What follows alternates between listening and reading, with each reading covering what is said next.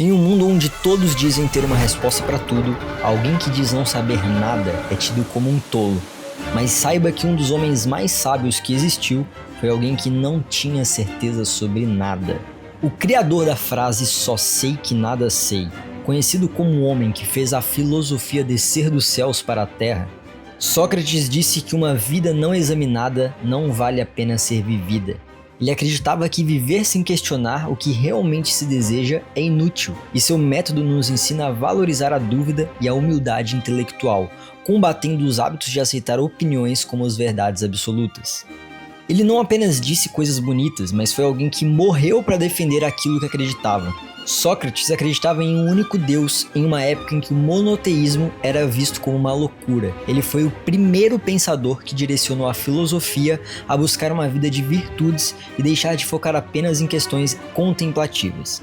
O homem conhecido por confundir os sábios, uma pessoa que viveu na contramão da sociedade da sua época e pôde, por meio de seu sacrifício, mudar a história do mundo e nos apresentar a verdade. Na visão de Sócrates, a filosofia não consistia em autoproclamar-se sábio, mas em cultivar o amor à sabedoria.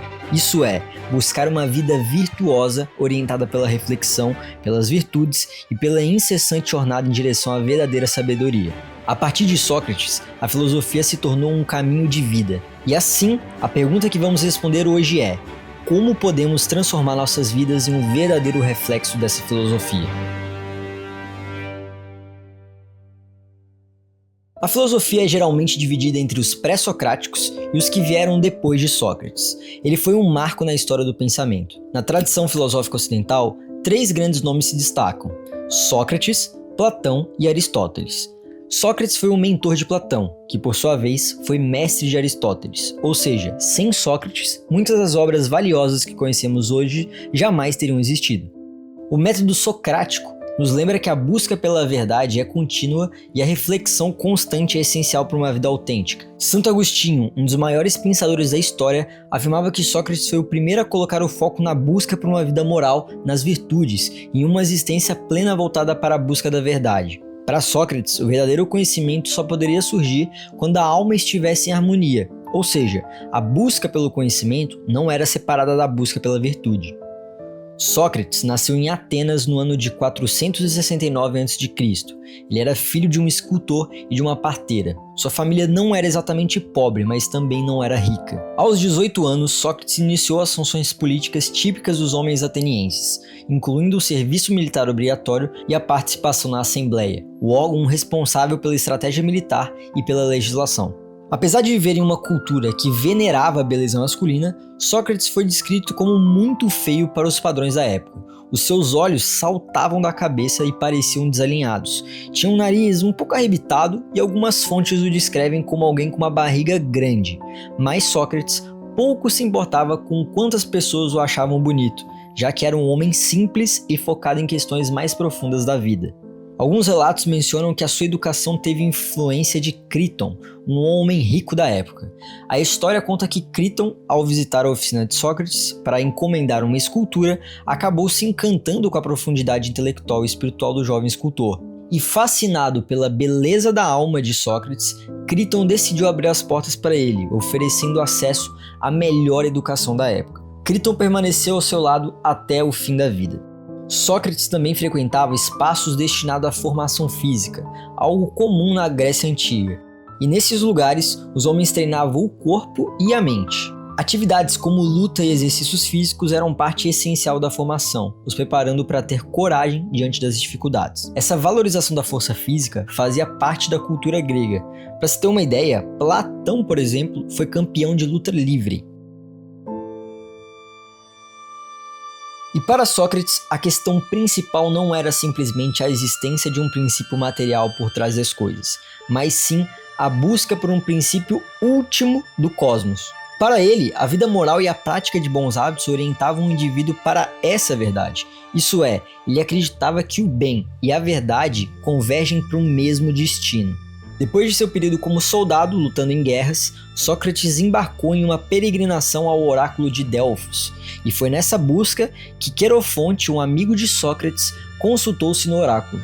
Durante a sessão, a sacerdotisa fez uma afirmação surpreendente: o homem mais sábio da Grécia era Sócrates.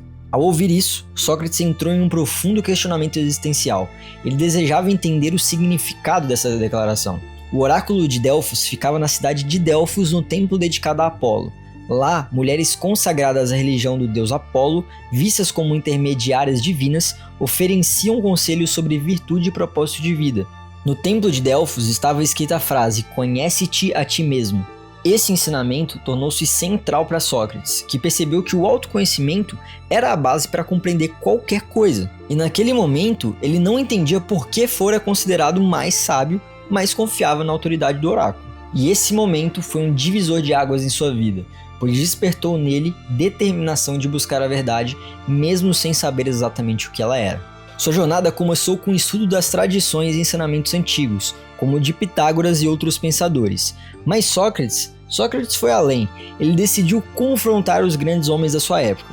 Ele buscou dialogar com generais, políticos, intelectuais e ricos, figuras vistas como sábias em Atenas, para avaliar se realmente sabiam o que diziam. Esse confronto revelou que muito do que ostentavam conhecimento não sabiam explicar as bases de suas ideias. Sócrates, então, concluiu que a sabedoria residia em conhecer sua própria ignorância, algo que os outros se recusavam a admitir.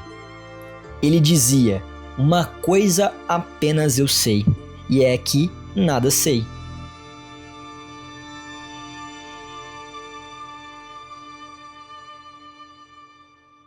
Conforme Sócrates ia conversando e questionando, ele desenvolveu o que hoje conhecemos como método socrático, que envolve a prática de fazer perguntas, encontrar as premissas por trás do raciocínio e confrontá-las. Por exemplo, imagine que alguém acredita na democracia como a melhor forma de governo. Pergunta-se: por quê? A pessoa responde: porque todos são livres. Aí vem a questão: todos são livres na democracia? Quantas decisões políticas você toma? A pessoa responde que não toma nenhuma. Então Sócrates questiona: mas você acabou de dizer que a democracia proporciona liberdade. Assim, o método socrático busca desmontar as premissas e revelar inconsistência em discursos que, na superfície, parecem ter fundamentos.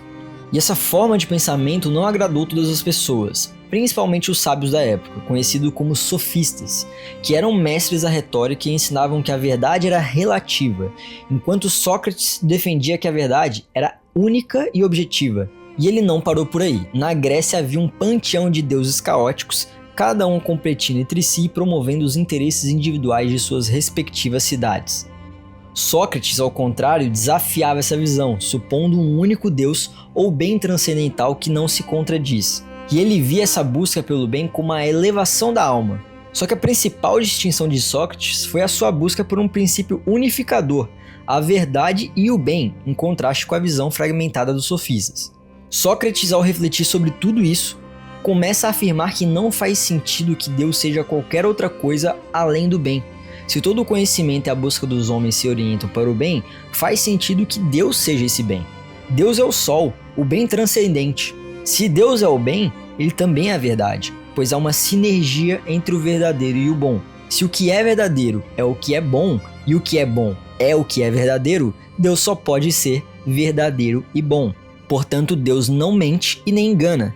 Não podem existir vários deuses, pois se eles têm virtudes diferentes e características contraditórias, não são divinos, são apenas projeções de homens. Na lógica socrática, primeiro se percebe que existem hábitos que melhoram ou pioram a vida das pessoas, e os hábitos bons não são isolados, mas conectados por algo comum: o bem. Ao compreender essa hierarquia dos bens, Sócrates conclui que existem bens superiores e inferiores. Quanto mais você sobe nessa hierarquia, mais os bens se tornam unidos e espirituais. Portanto, ao elevar a alma e transcender o imediato, Sócrates conclui que o bem é espiritual e tem um fundamento transcendente. Essa é a prova clássica da existência de Deus, com base na hierarquia dos bens. No entanto, ele questiona a noção de que Deus seja bom por vontade própria. Em vez disso, Deus é bom por natureza, e ao praticar o bem, o homem se adequa à natureza divina. Isso não é uma imposição arbitrária, mas sim a revelação da essência daquilo que é bom e verdadeiro. O método socrático, baseado no diálogo e na busca da verdade por meio de questionamentos, serve como um antídoto contra a tendência de manter opiniões sem a devida reflexão. Em vez de se contentar com a aceitação passiva de ideias, Sócrates defendia a prática constante de questionamento. Ele propunha que, em vez de se apegar a opiniões sem fundamento, o indivíduo deve se dedicar ao exame rigoroso de suas próprias convicções, permitindo que surjam novas perspectivas do assunto. E eu não sei se você parou para pensar até agora, mas isso é muito importante para a sociedade atual, que muitas vezes valoriza julgamentos rápidos e superficiais em detrimento da reflexão profunda. A cultura do toma lá da cá e do consumo rápido de informações desvaloriza o pensamento crítico, promovendo a aceitação de ideias sem uma análise adequada. E nesse contexto, o método socrático nos convida a desacelerar, a duvidar e a investigar as nossas próprias certezas.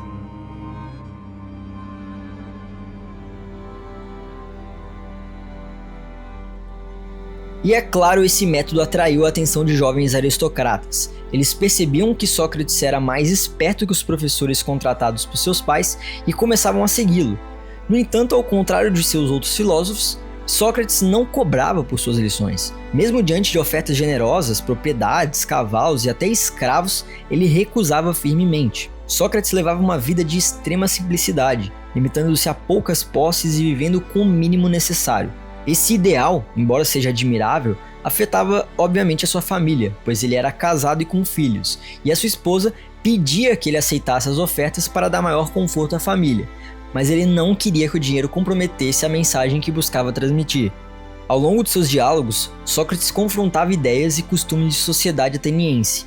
Ele criticava, por exemplo, a superficialidade com que os atenienses tomavam essas decisões importantes, como por exemplo optar por votos ou terceirizar responsabilidades em vez de buscar a verdade. Essas questões retratavam de uma sociedade em crise de valores. Alguns filósofos dizem que Sócrates iniciou o processo de segunda navegação na filosofia em busca da verdade. No entanto, a verdade nem sempre é bem recebida. A história mostra que aqueles que fazem algo parecido frequentemente acabam sendo perseguidos e, em muitos casos, destruídos. Sócrates obviamente não foi uma exceção, e a sua vida foi testemunho de alguém que não apenas falava sobre as suas crenças, mas vivia e estava disposto a morrer por elas. Sócrates acreditava na imortalidade da alma e em um Deus que ele chamava de Deus desconhecido. Ele entregou a sua vida por essas convicções, e essa perspectiva traz uma reflexão transformadora. Se você acredita em um princípio unificador ou em um Deus, suas decisões e a sua maneira de viver jamais serão as mesmas. Sócrates acredita que entregar sua vida pela verdade era uma forma de transcender o imediato e alcançar algo maior, além da morte. Para Sócrates, a perseguição não era o fim.